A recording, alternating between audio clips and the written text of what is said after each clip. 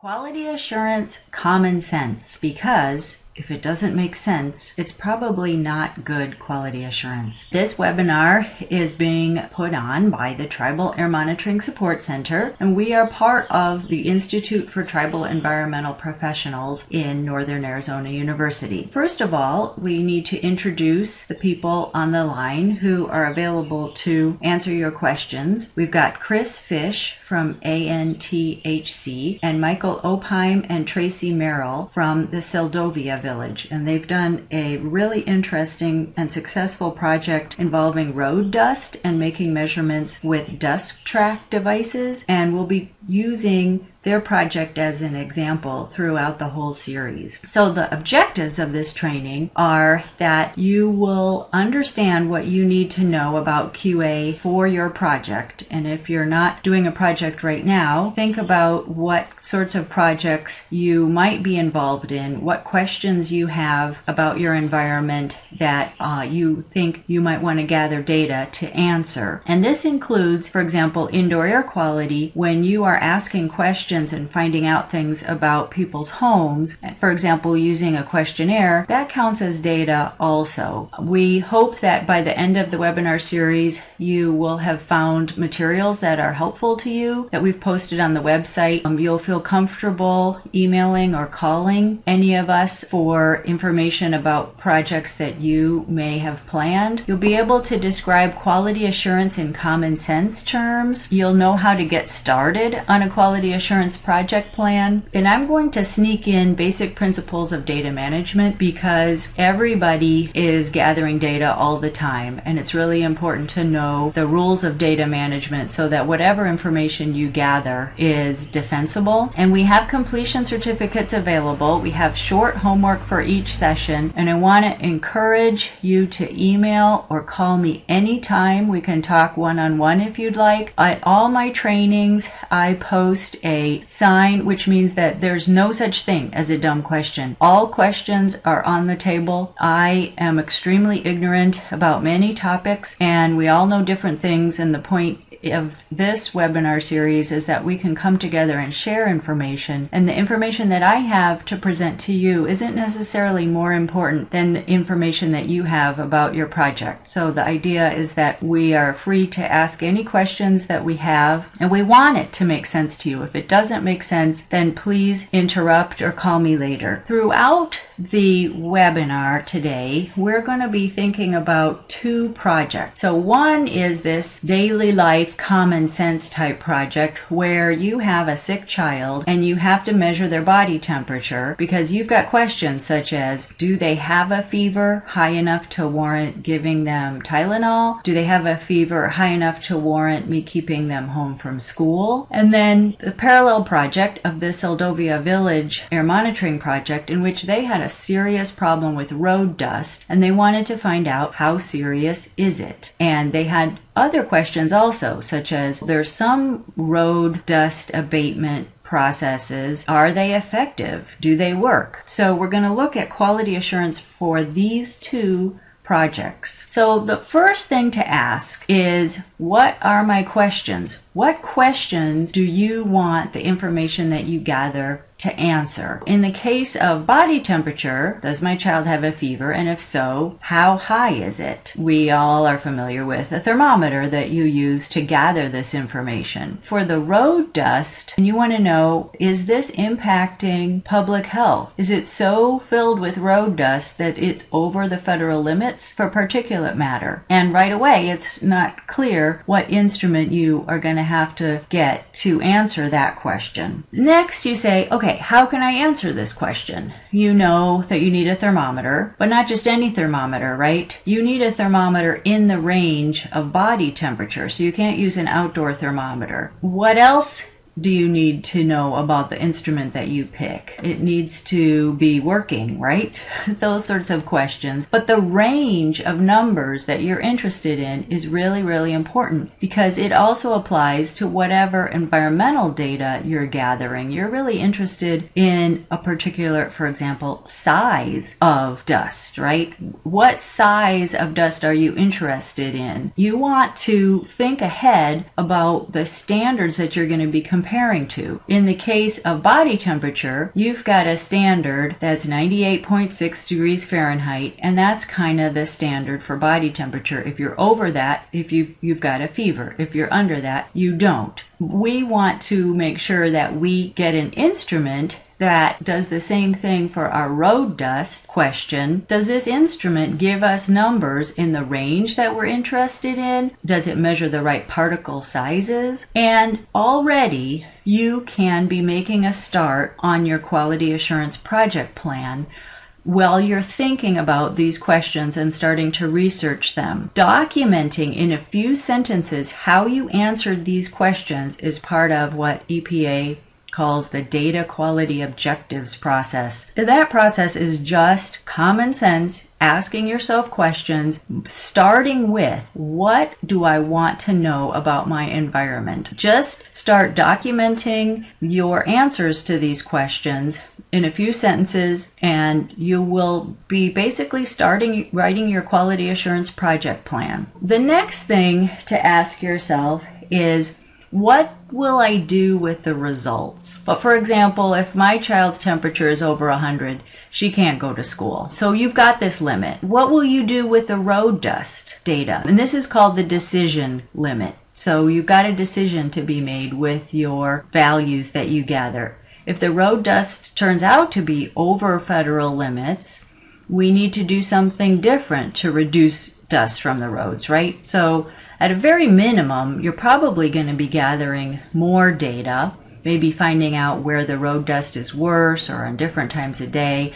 But you know that you're probably going to be making a decision based upon the values that you gather. And this is something important to be thinking about also.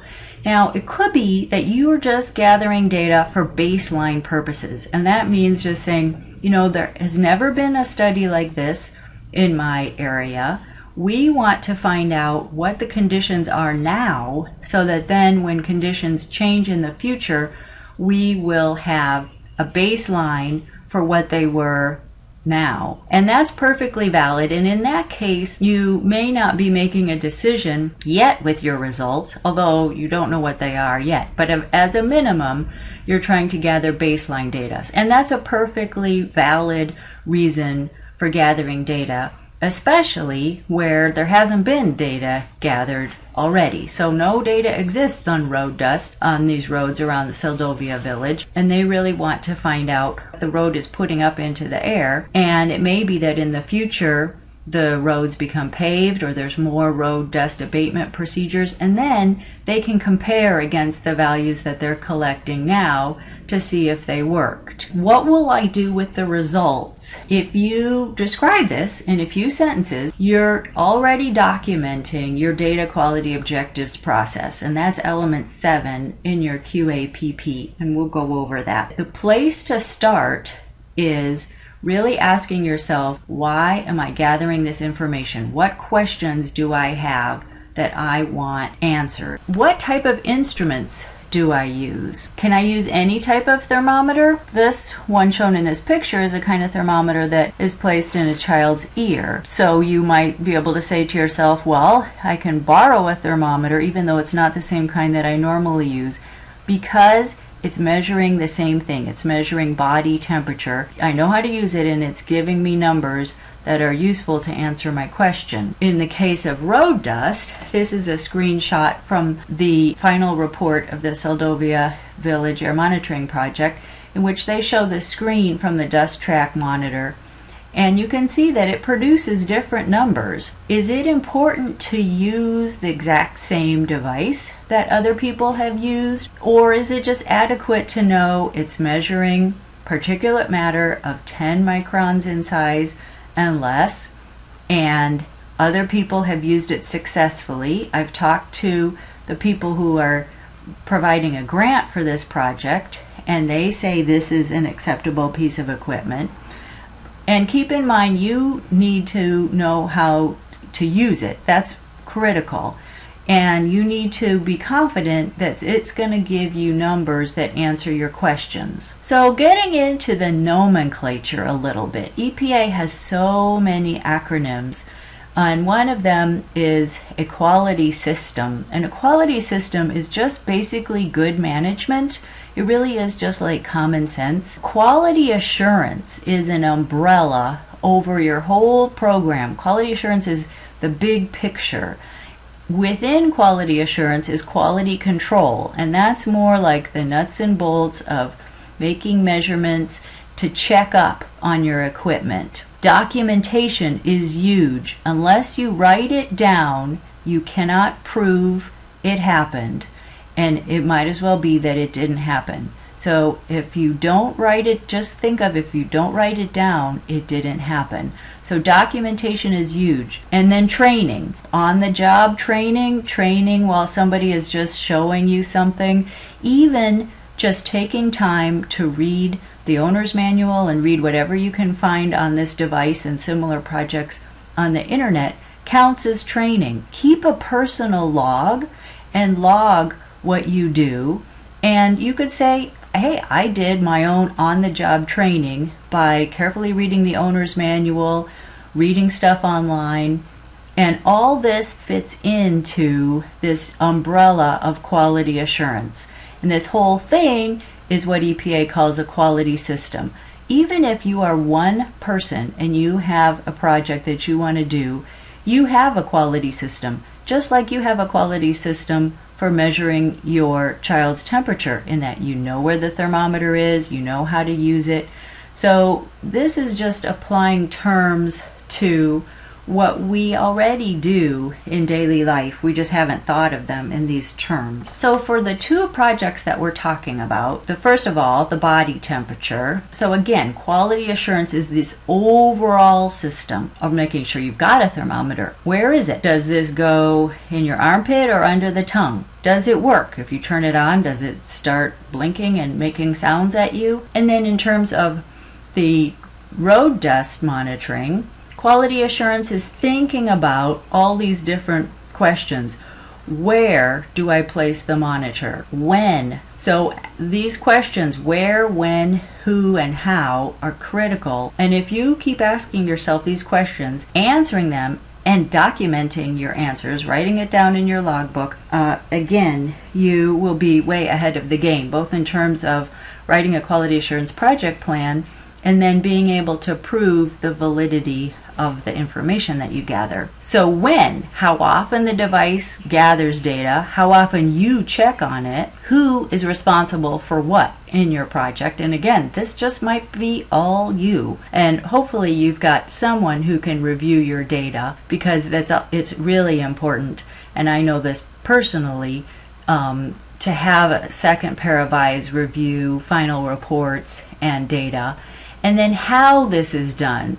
And how this is done, how all these things are done, doesn't have to be stated specifically in your quality assurance project plan, as long as you've got standard operating procedures. If you've got standard operating procedures, and the standard operating procedures can be short, they can be a half-page long. You attach them to the back of your quality assurance project plan, and then you say, okay, these are the requirements that I've listed in my QAPP, and it's done in accordance with the SOP that's attached. So it makes it a lot easier if you have SOPs, because those don't have to be of a particular format. They just have to be valid, they have to be relevant to you and useful to you. Why quality assurance? Is this something that's just tacked on and not yet another paperwork requirement? Well, if you don't approach it the right way, it is just another tedious paperwork requirement. But in reality, it's supposed to help you get the data you need to answer the questions you have as cheaply and quickly as possible. If you do it right, it will save you time and money, and I can say that I have conducted field projects in which I've gone into people's homes and used devices that it turned out later were not properly calibrated. I did not have an approved quality assurance project plan, and it's extremely embarrassing when you have to tell, especially people that you went into their houses and did measurements in their houses, I'm really sorry, but I have to throw out all that data, and can I come back? That was probably a month and a half of time that I wasted without having an approved quality assurance project plan ahead of time. Starting your QAPP, thinking about quality assurance, forces you to plan ahead. Another really good thing about a quality assurance project plan is it forces everybody to agree to what's in it, because at least those people on the signature page have to sign it. And hopefully they've read the thing, and that means that they agree to what the goals are, what the equipment is used. And the goals is huge, because a lot of times people gather data for a specific purpose, and then other people want to use that data for other purposes. But if you've documented in your QAPP what the goals are, then at least you are covered in how you're planning to use the data. Also describes what people's jobs are, the schedule, who reports what to whom, and how often. So a quality assurance project plan really forces all these issues on you, and you don't feel like tackling them, especially to write it all up in a document, which is why it's a good idea to do little bits of it at a time as you're planning your project. Anybody expecting their data to be respected has to have a quality system. And remember, this is just good management plus documentation in a QAPP with standard operating procedures and checklists. Checklists are great. And all these things that you tack on to the end of a QAPP, like procedures or checklists, they don't have any set format. So you should write them in whatever format is useful to you and makes sense to you. But in order for your results to be respected, you have to have done this. In addition, of course, if you want to get a grant, you have to have this. And even one-person programs, and I work with a number of people who are their own air program. It's a one-person air program. I know one guy in California, he monitors ozone, he monitors all the weather parameters at a met station, and he monitors for PM 2.5. just himself, and his data is legally and scientifically defensible. He follows the guidelines, and he's really, really careful with documenting everything. Here's a picture, and I told you I was going to sneak in data management as we go. Here's a picture of one of these all-weather field logbooks that is very useful for people, especially in wet climates. When you are logging things in the field, you want to try to make them as permanent as possible. If your logbook is such that you can't use a pen on it, never ever erase anything, always cross it out, but preferably try to use a permanent marker. Initial, so that it's clear if somebody else picks up this logbook who made these entries, the date and the time. Note the weather. This is really critical for any environmental monitoring. You don't know what might be useful for you in the future, so try to write down as much as possible. Write down the people who were present there and the location. Make sure that you write down the units of whatever you're measuring, especially for some things like, for example, barometric pressure. That's in all sorts of units.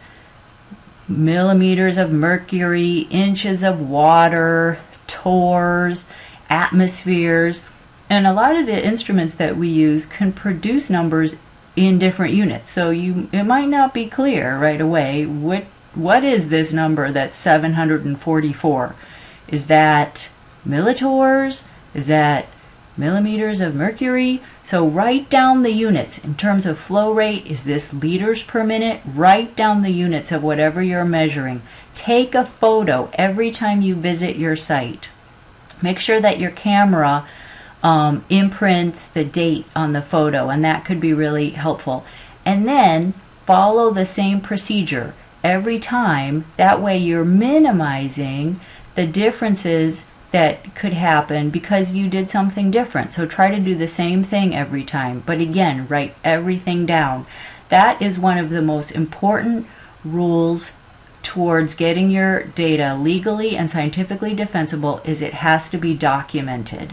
Again, if you don't write it down, you might as well have not done it. More on terminology, and I'm sorry about this, but it has to be done. Quality assurance, quality control, a subpart of quality assurance. Quality management plans. Now, larger tribes, such as, for example, the Navajo Nation, they have a quality management plan for their entire environmental program, and then they have individual quality assurance project plans for specific parts, like the air program.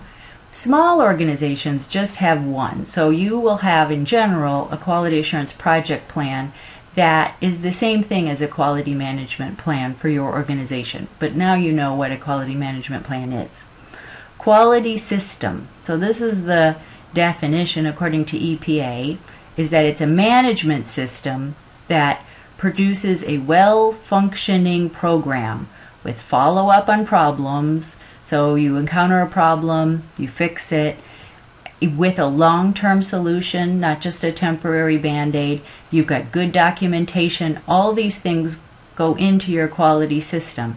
And then what's really important here is your quality assurance project plan documents your quality system. On the website for the course, in the zipped resources folder, I've got a list of these definitions and about 40 other definitions for your guys' reference. Again, the big picture is that a quality system is good management. You can use checklists, schedules, procedures, but all these questions are answered in your quality assurance project plan. So who's doing what, when they're doing it, how they're doing it, for what purpose are they doing it, and who is in charge of what. So if you've got things like procedures and checklists and schedules, you can attach them to your QAPP, and keep in mind the shorter your QAPP the better, and the more things like this, like checklists and procedures that you can attach, then you can just reference in your QAPP. We will conduct the sampling in accordance with the procedure attached at the end of this QAPP, for example. Now, quality assurance includes stepping back and asking yourself if what you're doing is still answering your questions. So you need to periodically not just continue doing what you're doing the same time, the same way every time, but really keep track of the environment, anything that changes, or additional information that you may get, and ask, am I really getting to what I want to get at by making these measurements? It's hard to see in this picture here, but it's a baby. The thermometer, you can see, is not reading in Fahrenheit. It's reading in Celsius. It's important to look at the numbers as you get them in, make sure they make sense in terms of the numbers that you got the day before. Maybe if they don't, something has changed, and make sure that they're really in the range of what you need to know to answer your question. And these numbers are fine, you'll just have to do a conversion in order to put them into Fahrenheit, which answers perhaps the school's question. In this case, this is another screenshot from the Seldovia project that shows that the dust track device produces a lot of different numbers. Do I want to use the maximum? Do I want to use the average? What do these numbers mean? And make sure that what you're using is getting you where you want to go. You also need to step back and ask yourself if where you are measuring is answering your questions. In the case of the temperature, measure in the armpit or measure in the tongue. Well, you can make measurements of body temperature in the armpit. You just generally have to add a degree, and that's fine. You just have to make sure that you're thinking about that and you're aware of that. Always go back to your first questions. What am I asking of this data? In the case of the Seldovia project, should I change locations? They've got their locations here on their map, but maybe it turns out the situation has changed, or the numbers are coming back super low at one of these locations, and they're thinking, well, I've only got one device or two devices, maybe I should monitor at a different location. Do I have enough already at the one location to say, oh, levels are low here? Not only do you have to really think these things through before you start monitoring, but while you're monitoring, look at your numbers. See if they make sense. I've worked with a lot of different people who've gathered data for weeks and sometimes months, and it turns out the sensor was unplugged and half the numbers were 999, and then all that time was wasted. So you have to really look at the numbers as they come in and make sure that they make sense. If quality assurance is the overall question, is what we're doing answering our questions and looking at that, then what is quality control? Quality control is checking on your operations, making sure that things are stable, so your instruments have adequate battery power, they're operating the way they did the day before. You want to measure whatever you can measure to make sure that your project is going along the way it's supposed to. In general, you're going to have some sort of things that you can monitor about your equipment, and you want to verify that your equipment is operating within limits. So the flow rate is within certain limits. It's never ever going to be exactly right on, but it's within whatever limits are set. So does it have to be between 4 and 6 liters per minute flow rate? Is that okay? And even if it's within the limits, that it's not slowly drifting up or slowly drifting down. Quality control is checking up on yourself, checking up on your instrumentation, and then your own processes too. Looking at whatever specifications you have in your quality assurance project plan and verify that you're meeting them. A lot of times people have in their quality assurance project plan that they will devote, for example, every Friday afternoon to looking at their data. Well, are you really doing that? They have requirements in the quality assurance project plan that state that the quality control limits on their equipment is whatever it says in the instrument manuals. Well, is it doing that? And again, every time you make one of these checks, say you are doing a check every time and it's just a battery check. You're just looking at the battery power. Okay, it's fine. Do you have to write it down? Yes, you do. You have to write it down, or else it doesn't count. In effect, you have to think about in 2 years, in 3 years, in 5 years, if somebody looks at this data, can I prove I did all these checks? You don't want to lose the data. You don't want to lose the credibility that you have because you know you're doing the right thing. You're operating your equipment correctly, but you also need to be able to prove it to other people. And the documentation, the log books, even logging things in emails, keep track of all this stuff. All together, it counts as documentation. So quality control now for my 2 projects. The thermometer that I just got out of my kitchen junk drawer has a built-in startup quality control check. I turn it on, I say, oh wow, I haven't used this in a long time, I wonder if it still works. And it says beep, and then it gives me an L, which I assume means low because it's just still in the air, not under my tongue yet. So I know the thing works, at least to the extent that it's got some battery power in there.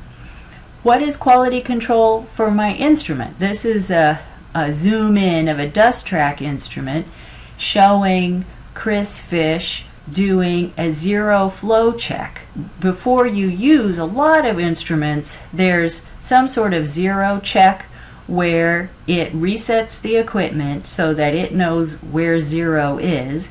And most times you have to do such a check before starting any monitoring every single time. But it doesn't just mean that you have to do it, say, oh, okay, it's operating, and then start monitoring. You have to write it down. Write it down in your logbook, initial it, date it, write down anything weird that you see at the time. Write it down every time. So you've got quality control for both of these projects.